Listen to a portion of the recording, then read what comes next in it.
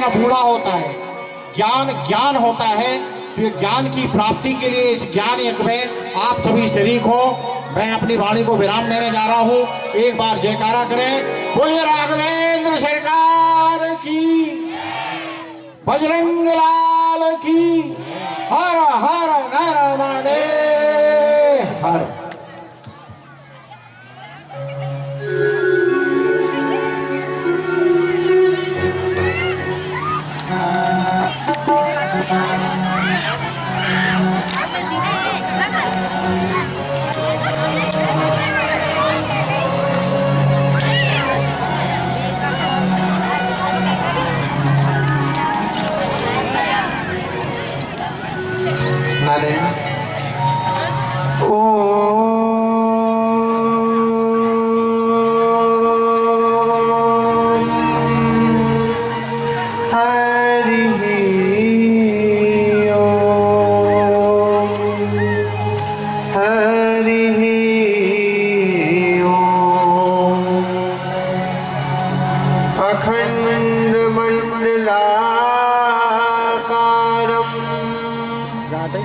व्याप्तं येन चराचरं तत्पदं दर्शितं येन तस्मै श्रीगुरवे नमः।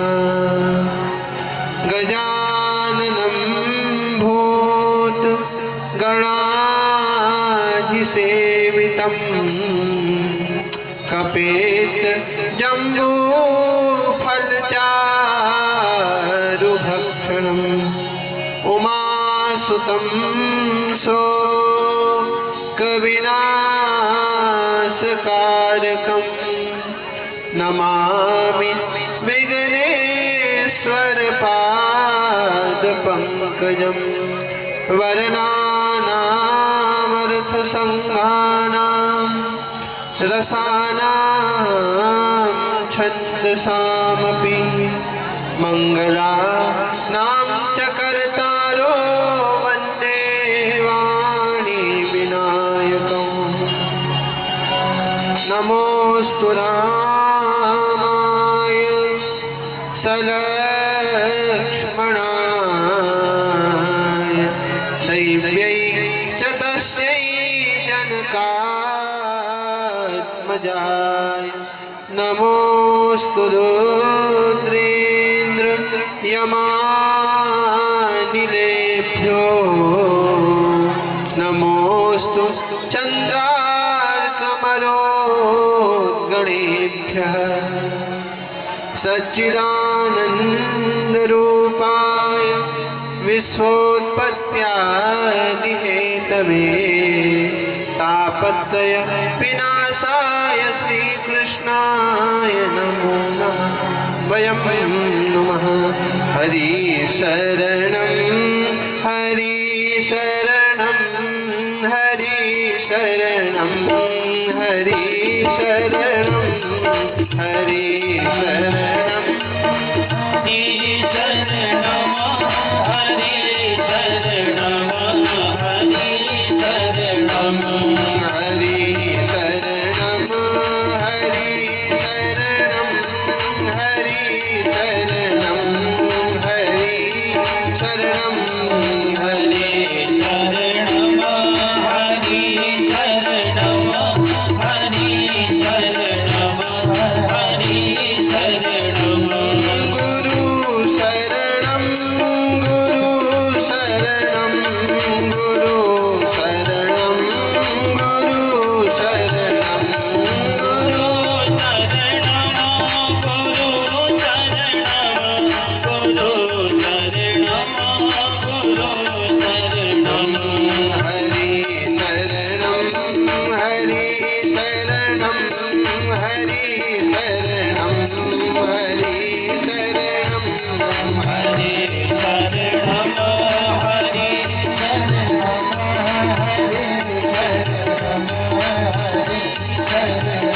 राजा राम राम राम सीता राम राम राम राजा राम राम राम सीता राम राम राम राजा राम राम राम सीता ताली बजा करे प्रेम से मस्ती में डूब राम राम राम सीता राम राम राम राजा राम राम राम सीता राम राम राम राम सीता राम राम राम सीता राम राम राम राधे श्याम श्याम श्याम राम राम राम राधे श्याम श्याम श्याम राजा राम राम राम सीता राम राम राम राजा राम राम राम सीता राम राम राम राजा राम सीता राम राम राम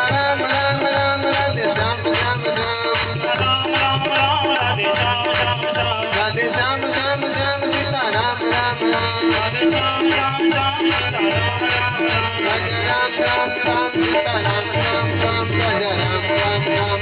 राम राम राम राजा राम राम राम सीता राम राम राम सीता राम राम राम सीता राम राम राम सीता राम राम राम बोलिए रामचंद्र भगवान की जय शक्ति संपन्न मारुति नंदन हनुमंत लाल की राघवेंद्र सरकार की किशोरी मैया की हनुमंत लाल की यज्ञ नारायण भगवान की पूज्य त्यागी जी महाराज की पूज्य व्यास जी महाराज की नमः पार्वती पते हर हर महादेव। कल तुम अकल तुम अन्यथा अकल तुम समर्थ परात्पर ब्रह्म अखिलेश्वर परमात्मा अखिल है ये प्रत्यनीक गुणगण निलय जगत नियंता जगताधार करुणा वर्णालय मेरे परम आराध्य प्रभु श्री सीता रामचंद्र जी एवं राधा माधव जी के दिव्य चरणों में बार बार प्रणाम निवेदित करते हुए मेरे परम पूज्य सदगुरुदेव भगवान श्रीमद जगतगुरु अनंतानंद द्वाराचार्य स्वामी डॉक्टर राम कमलदास वेदांती जी जिनका कृपा प्रसाद आप सबको ये दास बांटता है, ऐसे सदगुरुदेव भगवान के दिव्य चरणारविंद में प्रणाम करते हुए मेरे प्रथम गुरु मेरे दादाजी जिन्हें आप आरी वाले वैद्य जी के नाम से जानते हैं पूज्य डॉक्टर वासुदेव प्रसाद तिवारी जी, उनके भी चरणों में प्रणाम करते हुए परम पूज्य त्यागी जी महाराज जिनकी पावन सन्निधि में ये दिव्यतम यज्ञ का आयोजन हो रहा है, ऐसे पूज्य महाराज श्री के चरणों में बार बार प्रणिपात निवेदन करते हुए हमसे पूर्व जो अपनी अमृतमयी वाणी में आपको दिव्यतम प्रभु श्री सीता रामचंद्र जी की अद्भुत कथा सुना रहे थे, ऐसे पूज्य महाराज श्री के भी चरणों में प्रणाम। देखिए कितने सहज है एक वक्ता होकर भी श्रोता की श्रेणी में विराज के कथा श्रवण कर रहे हैं। हमें तो ऐसा लग रहा है कि हमारे सामने शिव जी बैठे और हम अगस्त जी बन के कथा सुना रहे। पूज्य महाराज श्री को प्रणाम करते हुए मातृ शक्ति जो कि बड़ी ही संख्या में पधार कर इस कार्यक्रम को सफल बना रही हैं, उनके भी हृदय में विराजमान ठाकुर जी को प्रणाम करते हुए आइए हम कथा में प्रवेश करें। देखिए 5 के दर्शन साक्षात भगवान के दर्शन होते हैं। सबसे पहले यज्ञो वही विष्णु हो, यज्ञ साक्षात भगवान विष्णु का स्वरूप होता है। यदि यज्ञ नारायण भगवान के दर्शन कर लिए, इसका सीधा अर्थ है कि आपने भगवान के दर्शन कर लिए। दूसरा भगवान कहते हैं संत मेरा स्वरूप है, क्योंकि साधुओं के हृदय में मैं निवास करता हूँ और साधु मेरे हृदय में निवास करते हैं। इसलिए यदि संत के दर्शन कर लिए तो ये मानना साक्षात भगवान के दर्शन आपको हो गए। यदि माँ नर्मदा के, माँ गंगा के, किसी भी देव नदी के दर्शन कर लिए तो भी साक्षात भगवान के दर्शन है। यदि सूर्य नारायण के दर्शन कर लिए तो भी भगवान के दर्शन है, और रामचरितमानस का दर्शन कर लिया तो भी साक्षात भगवान का दर्शन है। क्योंकि रामचरितमानस में और भगवान में कोई भेद है ही नहीं। अच्छा सब ज्ञानी बैठे हैं, बताओ राम जी का जन्म कब हुआ? बताओ राम जी का जन्म कब हुआ माताओं? चैत्र महीने में हुआ। जरा चौपाई गा लो। नौमी तिथि मधुमास पुनीता, नौमी तिथि मधुमास पुनीता, शुक्ल पक्ष अभिजित हरिप्रीता, शुक्ल पक्ष अभिजित हरिप्रीता। राम जी का जन्म हुआ चैत्र मास में, चैत्र मास के शुक्ल पक्ष में, शुक्ल पक्ष की नौमी तिथि में। और वही रामचरितमानस का जन्म कब हुआ? एक बात और याद रखो, राम जी का जन्म भी अयोध्या में हुआ है और गोस्वामी जी लिखते हैं नौमी भौम बार मधुमासा, नौमी भौम बार मधुमासा, अवधपुरी यह चरित प्रकाशा, अवधपुरी यह चरित प्रकाशा। नौमी भौम बार मधुमासा, राम जी का जब जन्म हुआ तभी रामचरितमानस का जन्म हुआ, अयोध्या में ही जन्म हुआ और शुक्ल पक्ष में ही जन्म हुआ। एक और समानता है, राम जी क्या करते हैं, मंगल भवन अमंगल हारी, मंगल भवन अमंगल हारी, दबहु सो दशरथ अजर बिहारी, दबहु सो दशरथ। राम जी मंगल को करते हैं और अमंगल को हर लेते हैं, यही करते हैं ना राम जी। तो फिर राम जी की कथा क्या करती है, राम जी की कथा भी तो यही करती है, मंगल करनी कली मल हरनी तुलसी कथा रघुनाथ की, मंगल करनी कली मल हरनी तुलसी कथा रघुनाथ की। राम जी जहाँ जन्मे वहाँ राम जी की कथा भी जन्मी, और राम जी जो करते हैं वही राम जी की कथा करते हैं। इसलिए राम जी में और राम जी की कथा में कोई अंतर नहीं। आप कभी नर्मदा जी में जाओ और नर्मदा जी में जाकर कहो अरे देखो तो कितनी सुंदर लहरें उठ रही हैं, कितना अद्भुत दृश्य है इन लहरों का, तो बताओ लहरें क्या नदी से अलग है? अरे नर्मदा मैया में लहरें प्रवाहित हो रही हैं, पर लहरें नर्मदा मैया से अलग नहीं। ऐसे ही भगवान की कथा भगवान से के मुख से ही प्रवाहित हो रही है, भगवान से अलग नहीं है। क्योंकि रामस्य नाम रूपम च लीलाधाम परात्परम एतच्चतुष्टयम् नित्यम सच्चिदानंद विग्रह। भगवान को पाने के चार चतुष्टय हैं, नाम रूप लीलाधाम, और ये चारों भगवान की स्वरूप है। नाम की महिमा कल हमने आपको कथा में सुनाई थी। गोस्वामी जी ने लिखा कि सतयुग में क्या करना पड़ता था, बोले सतयुग में तपस्या करना पड़ता था, और तपस्या जब करो तब जाके भगवत प्राप्ति होती थी। उसके बाद त्रेता युग आया तो त्रेता युग में यज्ञ करते हैं। आपने देखा विश्वामित्र जी भी यज्ञ किए, बड़े बड़े महात्मा यज्ञ किए, तब भगवान की प्राप्ति होती। द्वापर युग आया तो द्वापर युग में भगवान की पूजा करो, उपासना करो, तब भगवान मिलते हैं। किंतु कलियुग केवल नाम आधारा और सुमिर सुमिरी नर उतरे पार। कलयुग में सिर्फ भगवान का नाम मात्र ले लो तो पार हो जाते हो। अच्छा, इतनी फैसिलिटी उपलब्ध है तो भी मुक्ति नहीं हो पाए तो फिर तो बड़ी विडंबना है। दुनिया का सबसे बड़ा आश्चर्य क्या है? कुछ लोग कहेंगे महाराज जी ये ताजमहल जो बना है ना दुनिया का सबसे बड़ा आश्चर्य। अरे भाई ये आश्चर्य नहीं तो फिर क्या? बोले संतान की उत्पत्ति हो जाना दुनिया का सबसे बड़ा आश्चर्य है। नहीं, क्योंकि ये तो पापी के भी होते, सुतदारा और लक्ष्मी पापी के भी हो। तो दुनिया का सबसे बड़ा आश्चर्य क्या है? तो बड़ी सुंदर बात कही, 6 शास्त्र के होते हुए, 108 उपनिषद के होते हुए, 18 पुराण के होते हुए, इतने दिव्यतम आयोजन होते हैं, निरंतर भगवान की कथा चल रही है, इतने सारे साधन के होते हुए भी हम नरक में जाते हैं। दुनिया का सबसे बड़ा आश्चर्य। और धीरे बजाओ ताली।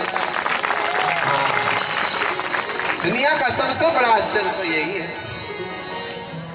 इसलिए कलयुग में तो भगवान का नाम जपो, इसकी बड़ी अद्भुत महिमा है। श्वास श्वास में राम निकलना चाहिए। जब आप श्वास लेते हो तो राम राम, जब ऐसा निकलने लगेगा तो भगवत प्राप्ति में देरी कहाँ? नाम की बड़ी अद्भुत महिमा है। गोस्वामी जी ने तो इतनी अद्भुत महिमा का वर्णन किया। यदि आप नाम जपते हो तो कोई नियम नहीं कि स्नान करके जपो कि कैसे जपो। गोस्वामी जी तो कहते हैं भाई को भाई अनख आलस हो, भाई को भाई अनख आलस हो, नाम जपत मंगल सिरस हो, नाम जपत मंगल सिरस हो। नाम को जप लो, नाम को जपने से ही 10 दिशाओं में मंगल होता है। भले उठते जपो, बैठते जपो, नहाते जपो, खाते जपो, क्योंकि नाम जब जप लोगे तो अशुद्ध अवस्था ही क्यों ना हो, शुद्ध हो जाओ। अच्छा, भगवान के नाम के बिना तो कुछ है ही नहीं। पंडित लोग पूजा कराते हैं, भगवान के नाम के बिना पूजा हो सकती है? अरे आप तो केशवाय नमः, माधवाय नमः, नारायणाय नमः, अरे पूजा ही भगवान के नाम से चालू करते हो। और उसके पश्चात क्या बोलते हो? पवित्रो वा सर्वावस्थांगतोऽपि वा, पवित्रो वा सर्वावस्थांगतोऽपि वा। और उसके बाद बोलते हो कि पुण्यकाक्ष भगवान का हम स्मरण करते हैं, और भगवान का स्मरण मात्र कर लेने से अंतर शुद्धि भी हो जाती है और बाहर की शुद्धि भी हो जाती है। नाम की महिमा। फिर संकल्प लेते हो ना, तो संकल्प भी तो बिना भगवान के नाम के नहीं है। विष्णु श्रीमद् भगवतो महापुरुष विष्णुराज्ञा। सबसे पहले भगवान का नाम लो, 3 बार विष्णु विष्णु बोलो। और जब पूजन प्रारंभ की तो उसके पहले भी ब्राह्मण लोग बोलते हरि ओम मां गणानान्ता। ये हरि ओम किसका नाम है? भगवान का ही तो नाम है। और पूजन पूरी हो गई तो फिर बोलते हैं यस्य स्मृत्या च नामोक्त्या तपो यज्ञ क्रियादिषु न्यूनम संपूर्णतां याति सत्यो वंदे तमच्युतम। हे अच्युत, हे भगवान श्री कृष्ण, हम आपकी शरणागति लेते हैं। आपकी शरणागति ले लेने से हमारा पूरा पूजा में आए हुए दोष विघ्न सब मिट जाएंगे। भगवान के नाम के बिना तो कुछ है ही नहीं। ये सृष्टि भगवान के नाम से चल रही है। सूर्य से भी जो आवाज आती है वो ओम की आवाज आती है। ये नाम की महिमा। अच्छा, नाम के बाद है दूसरा रूप। भगवान के रूप की इतनी महिमा है कि एक बार दर्शन मीरा ने किया तो उसकी दीवानी हो गई और उनमें ही समाहित हो गई। एक समय की बात थी कि जब रावण ने कुंभकर्ण को उठाया, कुंभकर्ण सो रहा था, और निद्रा में से जब कुंभकर्ण को उठाया और जब कुंभकर्ण जागृत हुआ तो कुंभकर्ण ने पूछा, भैया मेरी नींद पूरी नहीं हुई, मेरा पूरी अवधि पूरी नहीं हुई सोने की, उसके पहले ही मुझे क्यों उठा लिया? इसका कारण क्या है? तो हुआ क्या, तब कुंभकर्ण को पूरी कथा सुना दी कि राम जी के साथ हमारा युद्ध हो रहा है। कुंभकर्ण ने कहा कि ऐसी गलती क्यों करी? रावण ने पूरी कथा सुनाई कि मैंने सीता जी का हरण किया और उसी कारण से ये सब घटना घटित हो गई। तो कुंभकर्ण ने कहा, रावण तुम चाहते सीता जी का हरण करना तो तुम्हें तो मायावी रूप बनाना आते हैं। तो जब तुमने साधु का रूप बनाया था तो साधु के रूप की जगह तुम राम रूप बना लेते और राम जी का नकली रूप बना के सीता जी के पास चले जाते और उनका हरण करके ले आते। रावण ने हाथ जोड़े और कुंभकर्ण से कहा, जो आप कह रहे हो हमने पहले ही करके देख लिया। जैसे ही हमने राम जी का रूप धारण किया तो हर स्त्री में हमें माता और बहन का दर्शन होने लगा। ये राम जी के रूप की महिमा है। और धीरे बजाओ, हर स्त्री में हमें माता और बहन का दर्शन होने लगा। ये राम जी के रूप की महिमा है। जब राम जी आभूषण को पहनते हैं तो आभूषण से राम जी आभूषित नहीं होते। अब जब राम जी आभूषण को पहन लेते तो आभूषण ही राम जी से आभूषित हो जाते हैं। जगत प्रकाश प्रकाशक राम। सूर्य में बड़ा तेज है, तप है, किंतु सूर्य में किसका तप है, किसका तेज है? राम जी का ही तो तेज है। चंद्रमा में चांदनी है, चंद्रमा चमक रहा है, किसकी चांदनी है? राम जी की तो चांदनी है। इसलिए रामस्य नाम रूपम च लीला धाम परात्परम। राम जी को पाने का तीसरा क्या बोले? भगवान की लीला। चौथा धाम। धाम कौन सा है? अयोध्या। पहले भी राम कथा करते थे, अभी भी करते हैं, किंतु जब राम मंदिर नहीं बनाता तो मन उदास था। तो व्यासपीठ से खुश होकर हंसकर बोलते हैं कि राम जी का प्रथम मंदिर तैयार हो रहा है। अभी तो कल वो विश्वनाथ मंदिर की भी दिव्यतम कॉरिडोर का निर्माण हुआ पूज्य मोदी जी के द्वारा। बहुत श्रेष्ठ कार्य हो रहे हैं, बड़ी प्रसन्नता का विषय। देखिए हम कितने सौभाग्यशाली हैं कि इतने देश हैं, किंतु इतने देश में भी हमने कितने अच्छे कर्म किए होंगे कि भारत की भूमि पर हमारा जन्म हुआ है। और प्रसन्नता की बात तो ये कि भारत की भूमि में भी अन्य मजहबों में जन्म नहीं हुआ, भारतीय सनातन संस्कृति हिंदू धर्म में हमारा जन्म हुआ। परम सौभाग्य। और उसमें भी कितने सौभाग्यशाली हैं, मां नर्मदा जी का सानिध्य हमें प्राप्त होगा, उनकी गोद में हम बैठे हो। भारत का मतलब जानते हो? भारत का मतलब क्या है? भगवान का और कहीं जन्म तो होता नहीं, सिर्फ भारत में ही जन्म होता है। 24 के 24 अवतार भारत में हुए। क्यों? बोले अमेरिका को अमेरिका माता कहते ही नहीं, रूस को रूस माता, जापान को जापान माता नहीं कहते, वो तो भारत को ही भारत माता कहते हैं।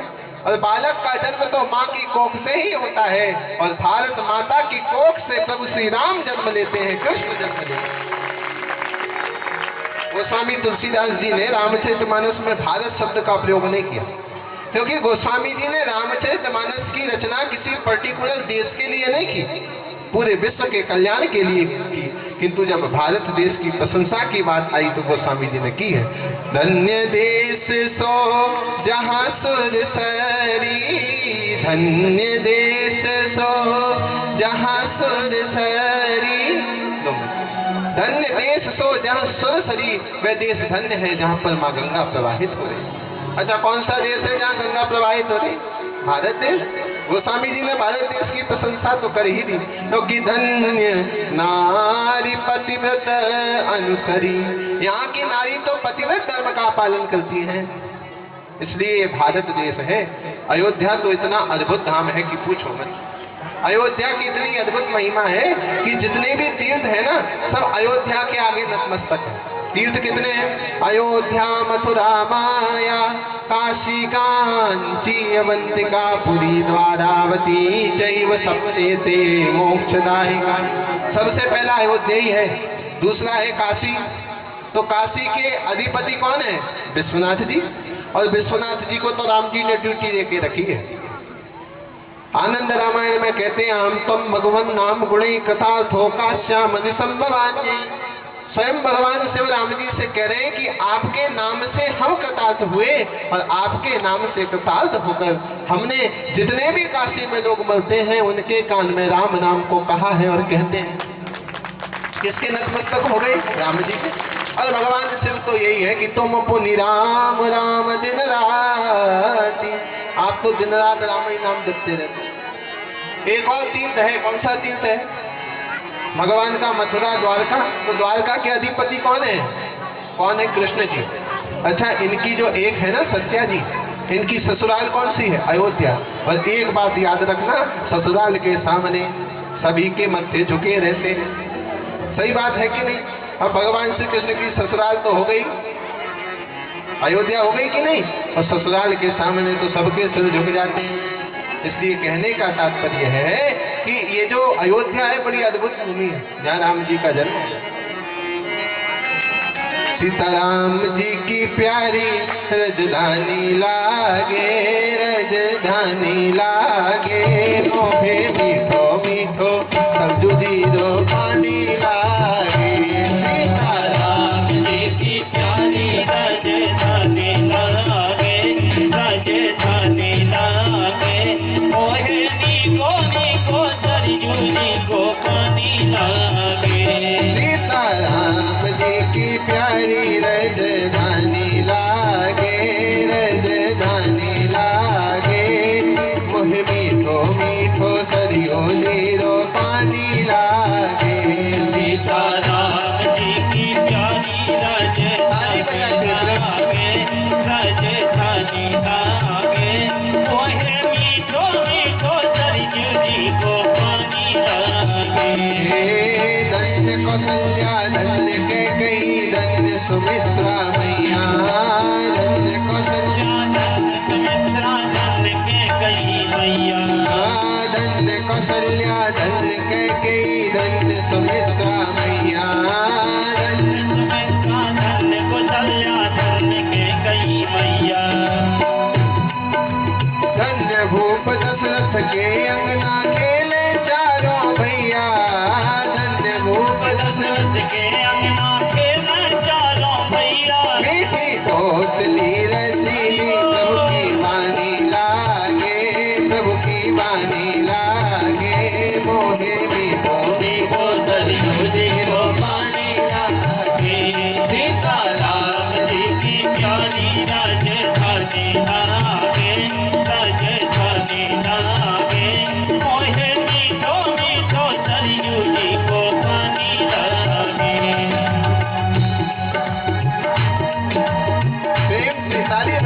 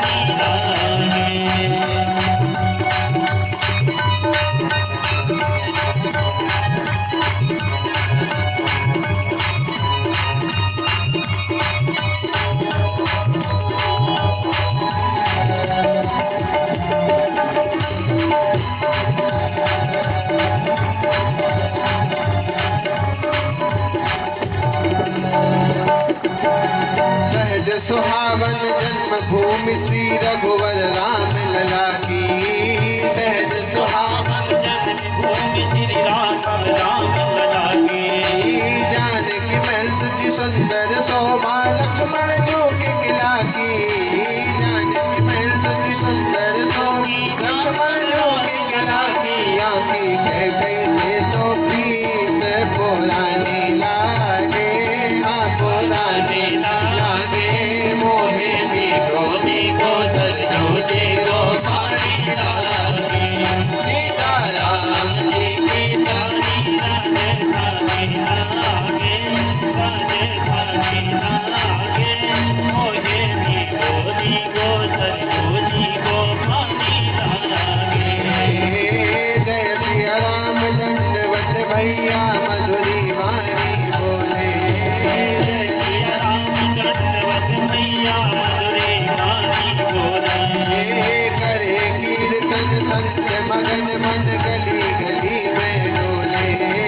करे कीर्तन संत मगन मन गली गली में डोले। सीताराम नाम धुन मोहे मस्तानी लागे, मस्तानी लागे।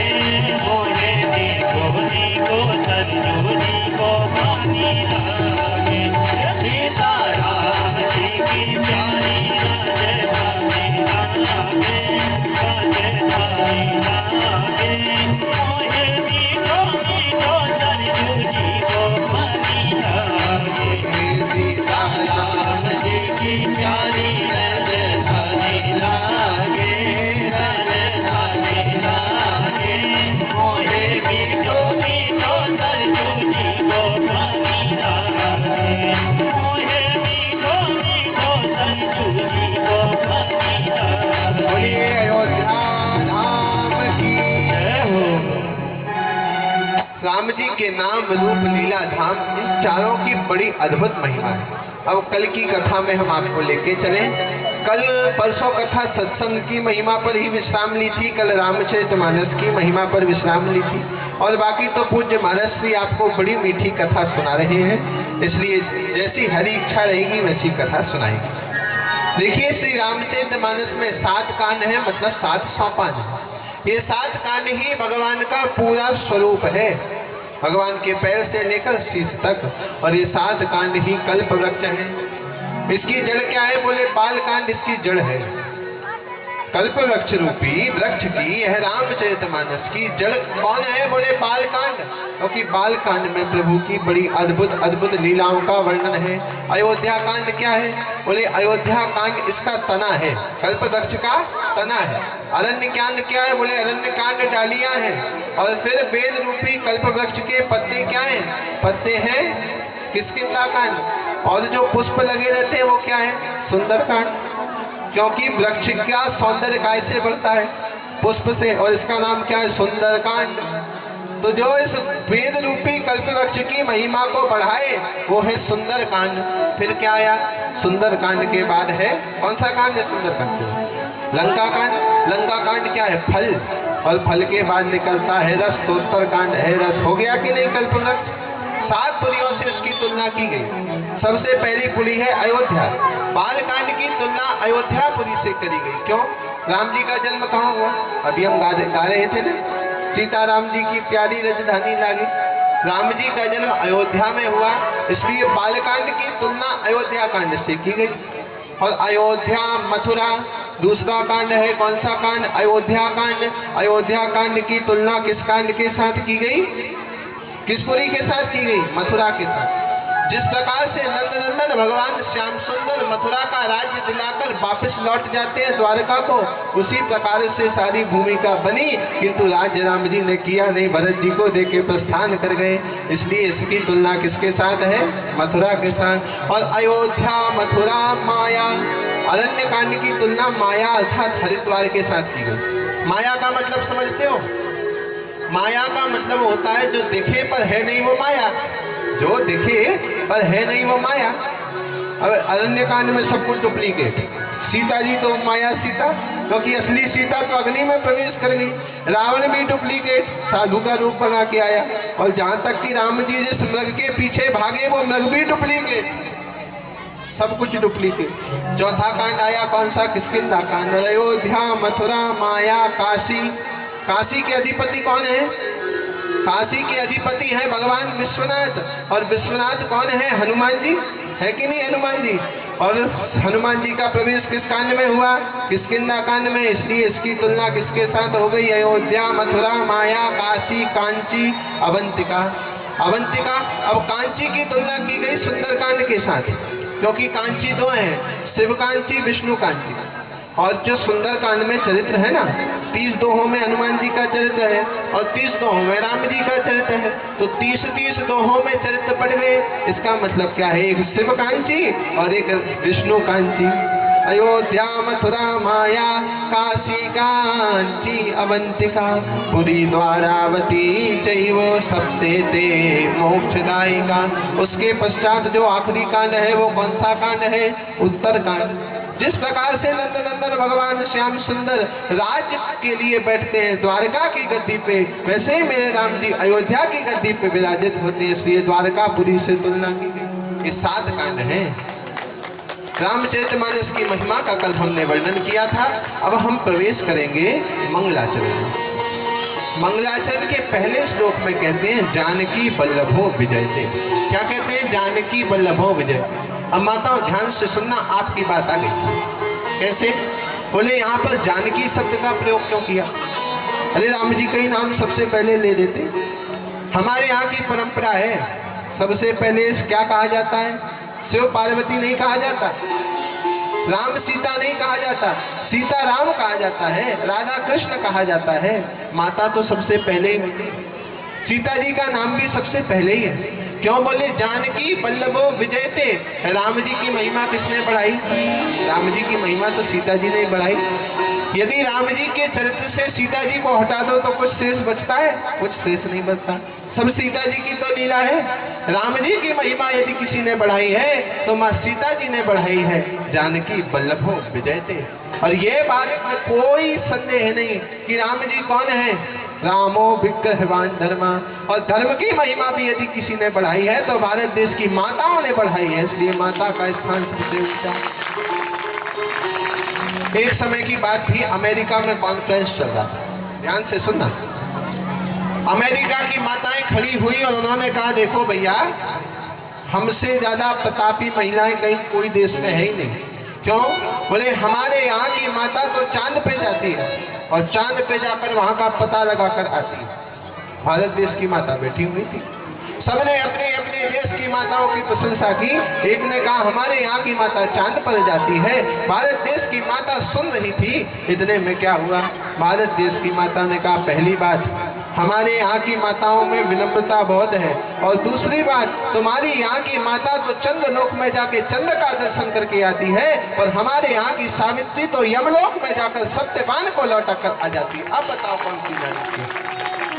भारत देश में धर्म की महिमा किसी ने बढ़ाई तो माताओं ने बढ़ाई। जानकी बल्लभो विजयते।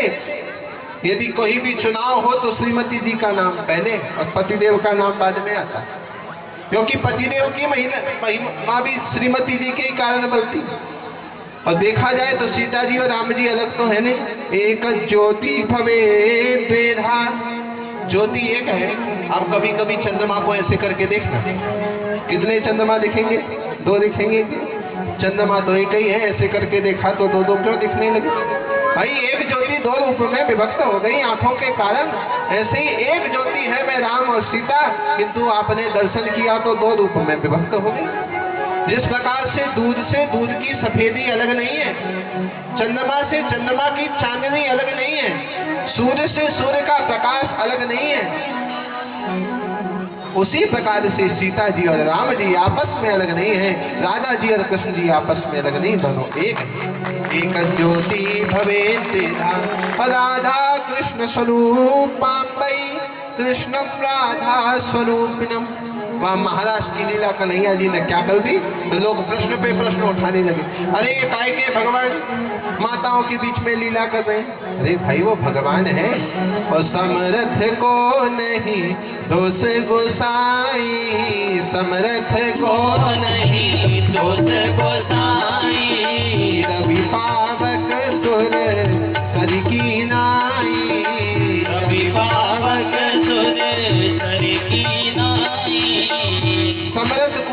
निर्दोष। भैया गंगा जी में, नर्मदा मैया में कितना नाली का पानी जा रहा है, किंतु आप लोग कहते हो जाओ बोतल में गंगा जल नर्मदा जल भर लाओ। अरे इन्हीं गंगा जल में, नर्मदा जल में अशुद्ध जल भी जा रहा है, तो भी आप वही जल अपने घर में क्यों रखते हो? क्यों? बोले कितना ही अशुद्ध जल क्यों ना चला जाए, नर्मदा जी का, गंगा जी का पानी कभी अशुद्ध हो सकता नहीं, क्योंकि ये समर्थ है। भगवान श्री कृष्ण को यदि आप मनुष्य मानते हो तो भगवान कितने वर्ष के थे? 7 वर्ष के तो थे, और 7 वर्ष के बालक में कोई भेद दृष्टि थोड़ी ना होती। भगवान की लीला पे कभी संदेह मत करना, क्योंकि ये भगवान है, मनुष्य नहीं है। एक दिन की बात थी, एक व्यक्ति गया बगीचे में, ध्यान से सुनना। एक व्यक्ति गया बगीचे में, और जैसे ही बगीचे में गया तो उसने देखा, आपने ये तरबूज खरबूज देखे होंगे, ये जो तरबूज खरबूज होते हैं ये पे बहुत पतली सी नाल में बंधे होते। उसने माथा ठोका का परमात्मा को सृष्टि करना आता ही नहीं, कुछ नहीं आता भगवान को। क्यों? इतने बड़े तरबूज, इतने बड़े खरबूज इतनी पतली सी डाली में लगा के रखे, परमात्मा को सृष्टि करना नहीं। आगे बढ़ा, जैसे ही आगे बढ़ा तो उसने देखा आम का पेड़, आम के पेड़ में लगे हुए थे आम, नीचे सो गया। देखो परमात्मा को तो अब हमें 100% विश्वास हो गया कि सृष्टि करना आता ही। इतने बड़े बड़े तरबूज खरबूज लगाए इतनी सी डाल में, और इतना छोटा सा आम लगाया इतने बड़े पेड़ में, और वहीं यही सोचते सोचते सो गया। जैसे ही सोया तो महाराज आधे घंटे बाद एक आम गिर के नाक पे लग गया। जैसे ही नाक पे लगा का अच्छा हुआ परमात्मा तुमने यहाँ खरबूज तरबूज नहीं लगाया, वरना हमारी तो कपाल क्रिया ही हो जाती। भगवान की लीला पे कभी संदेह नहीं करना चाहिए, वो तो समर्थ है। भगवान का मतलब ही है भासे भूमि, गासे गगन, वासे वायु, आसे अग्नि, नासे नीर। जो भूमि में भी है, वायु में भी है, अग्नि में भी है, नीर में भी है, सर्वत्र विद्यमान है वो भगवान। वो परमात्मा तो एक रूप में अवतरित हो जाता है जब परमात्मा की इच्छा होती है, एको हम बहुश्याम। बाकी वो परमात्मा एक है और सर्वत्र हर स्थान पर व्याप्त है। इसलिए गोस्वामी जी ने लिख दिया, हरि व्यापक सर्वत्र समाना, हरि व्यापक सर्वत्र समाना, प्रेम ते प्रगट मोहि में जाना, प्रेम ते प्रगट होय में जाना। सिया राम मैं सब जग जानी, सिया राम में सब जग जानी। करहु प्रणाम जोरी जुग पानी, करहु प्रणाम जोर जुग पानी। भगवान तो सर्वत्र विद्यमान है। तो फिर एक प्रश्न उठ गया कि आप उन्हें भगवान कहते हो, सर्वसमर्थ कहते हो, तो वो मनुष्य के रूप में क्यों आते हैं भैया? जो भगवान है उन्हें मनुष्य के रूप में आने की आवश्यकता पड़ क्यों जाती है? बहुत ध्यान से सुनना। 2 संतों का संवाद चल रहा था, और 2 संतों का जब संवाद चल रहा था तो एक संत ने दूसरे संत से पूछा, महाराज जी जरा कृपा कर कर बताओ कि भगवान अवतार क्यों लेते हैं? तो पहले संत ने कहा, भगवान तो अवतार लेते हैं धर्म की रक्षा के लिए। किसकी रक्षा के लिए? धर्म की रक्षा के लिए। तो जैसे ही कहा, कब संत जी आप तो फेल हो गए। अब क्यों फेल हो गए? बोले भगवान यदि संत की रक्षा के लिए, यदि धर्म की रक्षा के लिए अवतार लेते होते तो उन्होंने भरतलाल को क्यों भेजा होता? आप कह रहे हो कि भगवान धर्म की रक्षा के लिए अवतार लेते हैं, पर मैं ये कहता हूँ कि यदि धर्म की रक्षा के लिए भगवान अवतार लेते तो भरत जी क्यों भेजते? क्योंकि जो न होते जग जन्म भरत को, जो न होते जग जन्म भरत को, सकल धर्म दूरी धरनी धरत को, सकल धर्म दूरी धरत को। यदि भरत जी का जन्म नहीं होता तो सकल धर्म धुरी धरनी धरत को, धर्म की धुरी का धारण कौन करता? तो धर्म की स्थापना के लिए तो भरत जी का जन्म हो गया। तो संत जी बोले हमें तो ऐसा लगता है कि भगवान का जन्म हुआ है राक्षसों को मारने के लिए। किसको मारने के लिए? राक्षसों को मारने के लिए। जैसे ही सुना का संत जी आप फेल। परमात्मा का जन्म यदि राक्षसों को मारने के लिए हुआ होता तो भगवान ने अपना डिपार्टमेंट लक्ष्मण लाल को क्यों देते? जगमहु सखा निशा जर जेते, जगमहु सखान साचन जेते लक्ष्मण हन बोले विष में देते लक्ष्मण हनई विष बहुते यदि भगवान का अवतार राक्षसों को मारने के लिए होता तो फिर लक्ष्मण लाल जी को क्यों भेजते? क्योंकि लक्ष्मण लाल जी तो पलक ही झपका दे तो सबका नाश हो जाए, विनाश हो जाए। अब फिर हमें ऐसा लगता है कि भगवान का अवतार साधु संतों की रक्षा के लिए, ये भी नहीं, क्योंकि ये डिपार्टमेंट भी तो हनुमान जी को दे दिया। साधु संत के तुम रखवारे, साधु संत के तुम रखवारे, साधु संत के रखवारे हनुमान जी। फिर जन्म क्यों हुआ? तो उस जन्म का एक कारण है। क्या कारण है? विभीषण जी से कहा है राम जी ने कि मेरा अवतार तो तुम जैसे संतों के दर्शन के लिए होता है, और दरस दे ही लगी आन निहोरे। विभीषण तुम्हारे जैसे संतों के दर्शन के लिए ही मैं अवतार देता। और भगवान के अवतार का दूसरा प्रयोजन क्या है? भगवान ने कहा है यदि भगवान को राक्षसों को मारना होता तो भगवान को इतना सब कुछ करने की जरूरत थी नहीं। पलक झपकाए तो भ्रकुटी विलास सृष्टि लय होई, की सोई संकट पड़े की सोई। यदि भ्रकुटी टेढ़ी कर दे तो सृष्टि का विनाश हो जाए, तो परमात्मा काय की चिंता करें? तो फिर भगवान का जन्म क्यों हुआ? बोले मर्त्यावतारस तू ही मर्त्य से क्षणम रक्षो बधाई वन के बलम विभो। मर्त्यावतारस तो ही मर्त्य शिक्षणम, मृत्यु लोक पर रह रहे समस्त जीवों को जीवन जीने की सर्वोत्तम कला सिखाने के लिए राम जी का भगवान का अवतार। भगवान ने सिखाया कि हमारा जीवन कैसा हो। भगवान ने बताया हर घर में एक मंत्रा कैकई होती है, इनसे बचे कैसे। अरे राम जी ने कितनी अद्भुत शिक्षा दी।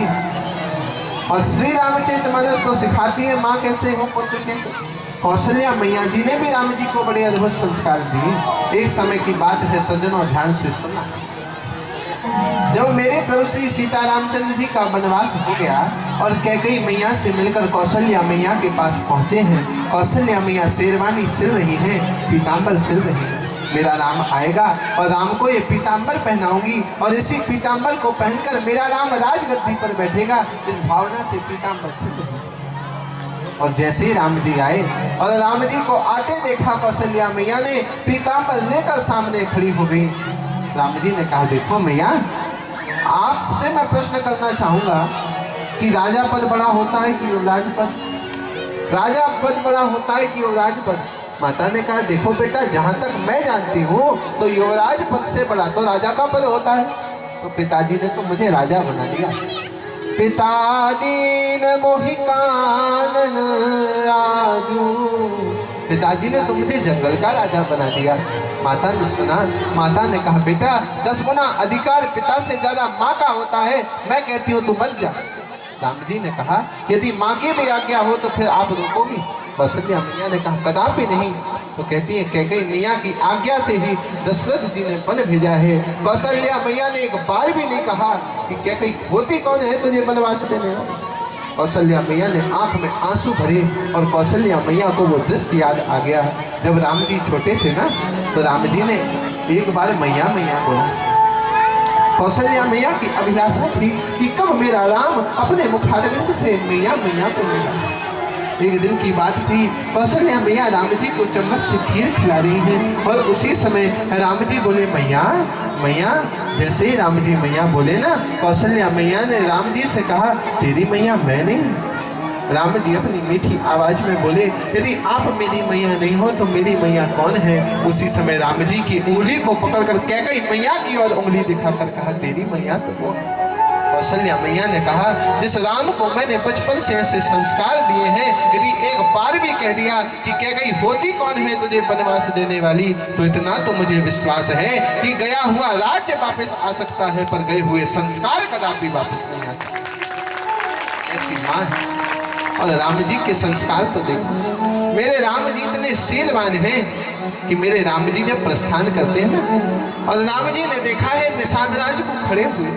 जब निषाद राज को खड़े राम जी ने देखा, राम जी ने पूछा निषाद राज से, निषाद राज इस भरी सभा में ये महिला खड़ी हुई है, ये महिला कौन है? निषाद राज ने कहा ये जो महिला खड़ी है ये तो मेरी माँ है। सुनते से ही राम जी ने उन माँ को ऐसे गले लगा लिया जैसे कि कौशल्या मैया सामने में खड़ी हो। ये है संस्कार का बल, ये है संस्कार का प्रभाव। राम जी लौट के आते हैं तो राम जी सबसे पहले किससे मिलते? कौशल्या मैया से नहीं मिले, सुमित्रा मैया से नहीं मिले। प्रथम राम भेटी के, राम जी सबसे पहले माँ कैकेयी से मिलते हैं। जब शत्रुघ्न जी जा रहे थे और शत्रुघ्न जी को जाते देखा राम जी ने पहले ही बुला लिया और कहा शत्रुघ्न इतना याद रखना, मैं जानता हूँ कि भरत बड़ा दुखी है, तुम भरत को संभालना और भरत से कहना कि कोई भी गलत कदम नहीं उठाए, कैकेयी मैया को दुख ना दे, क्योंकि कैकेयी मैया मेरी सर्वस्व है। ऐसे संस्कार राम जी के थे। तो श्री रामचरितमानस बड़ा अद्भुत ग्रंथ है जहाँ हम चर्चा कर रहे थे जानकी वल्लभ हो विजय तेत राम। और फिर हमने आपसे चर्चा करी कि राम जी का अवतार क्यों होता है। तो राम जी का अवतार मृत्यु लोक पर रह रहे जीव को सुंदर शिक्षा देने के लिए होता है। प्रभु श्री रामचंद्र जी बड़े अद्भुत हैं। ये सृष्टि के पालन करता है, इसलिए इनका नाम राम है, क्योंकि रकार से ही सृष्टि बनती है, रकार से ही सृष्टि का पालन होता है और रकार से ही सृष्टि का लय होता है। इसलिए ऐसे राम जी जो कि आपका निर्माण कर रहे हैं, उन्होंने आपका निर्माण क्यों किया? एक बात ध्यान से सुनो, ये जो शरीर है ना, ये क्या है? ये शरीर है महल। क्या है? कुटिया है, कुटिया। इसलिए संत लोग गाते काया कुटिया निराली जमाने भर से, काया कुटिया निराली जमाने भर से, 10 दरवाजों वाली जमाने भर से, 10 दरवाजों वाली जमाने भर से। एक बात ध्यान से सुनो, यहाँ पर कहा गया 10 दरवाजे वाली। अरे नवद्वार पुरे देही, भगवत गीता में कहा कि नवद्वार पुरे देही। अरे 9 द्वार का शरीर है तो फिर ये 10वां द्वार कहाँ से आ गया? अच्छा माताओं, कभी ट्रेन में सफर किया है कि नहीं? ट्रेन में तो कभी सफर किया ही होगा। तो ट्रेन में एक होता है इमरजेंसी गेट। क्या होता है? Emergency gate. आग लग जाए, कोई क्षति पहुंच जाए तो इमरजेंसी गेट से बाहर निकल जाओ। तो इस शरीर में भी ये जो ब्रह्मरंध्र है ना, ये इमरजेंसी गेट है। इसलिए 10 दरवाजों वाली जमाने भर से, 10 दरवाजों वाली जमाने भर से, काया कुटिया निराली जमाने भर से, काया कुटिया निराली जमाने भर से, मुख के भीतर रहती रसना, मुख के भीतर रहती रसना, मुख के भीतर रहती रसना, मुख के भीतर रहती रसना। अच्छा ये जो जिभ्या है ना, ये जिभ्या बड़ी पावरफुल होती है। पूछो कैसे? शरीर का जिभ्या एक ऐसा अंग है जिसमें एक भी हड्डी नहीं होती। ये जो जिभ्या है इसमें एक भी हड्डी नहीं होती, किंतु इतना सामर्थ्य रखती है कि सामने वाले की 32 हड्डी तोड़वा सकती है। इतना सामर्थ्य है। हड्डी एक भी नहीं होती पर आपकी सभी हड्डी तोड़वा देगी। और ये जीव क्या करती है? छठ रस स्वादों वाली जमाने भर से, छठ रस स्वादों वाली जमाने भर से, काया कुटिया निराली जमाने भर से, काया कुटिया निराली जमाने भर से, 10 दरवाजों वाली जमाने भर से, 10 दरवाजों वाली जमाने भर से। अब आप बताओ, जब आप कहीं किराए से रहते हो तो कुछ ना कुछ किराया तो चुकाना पड़ता ही होगा। भाई किराए से रह रहे हो तो कहीं 5,000 रुपये 3,000 रुपये प्रतिदिन देना ही पड़ता होगा, देना पड़ता होगा। तो ये शरीर में भी तो आत्मा रह रही है, तो हमें भी तो कुछ किराया देना पड़ता होगा। हाँ देना पड़ता है ना। इस कुटिया का नित्य किराया, इस कुटिया का नित्य किराया, श्वास चुकाने वाली जमाने भर से, श्वास चुकाने वाली जमाने भर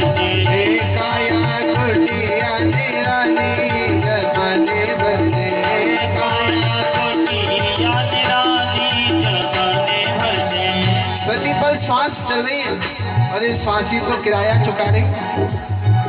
और एक और फैसिलिटी है, यदि आप ट्रेन में बैठ जाओ तो ट्रेन में आप जब बैठते हो तो आपको बाहर का दिखता है, पर बाहर वाले को तो अंदर का दिखता नहीं। ऐसे ही ये जो शरीर है इसमें तो आपको बाहर का दिखता है, पर बाहर वाले को आपके अंदर का नहीं दिखता। इतनी सुंदर भगवान ने रचना की हुई। पर देखो भाई, कुछ कुछ नुकसान भी है, फायदे होंगे तो नुकसान भी तो होंगे। चोर का आक्रमण घर पे अधिकतर हो जाता है, तो हमारे चोर कौन है? काम क्रोध मद लोभ मोह रे, काम क्रोध मद लोभ मोह रे, बुद्धि करे रखवाली जमाने भर से, बुद्धि करे रखवाली जमाने भर से, काया कुटिया निराली जमाने भर से, काया कुटिया निराली जमाने भर ये से। जितने चोर डकैत घुसे हुए ना शरीर में, काम क्रोध लोभ मोह, इससे रखवाली कौन करती है? बुद्धि करती है। और एक और बात, ये जो मन है ना सबसे बड़ा हमारा शत्रु।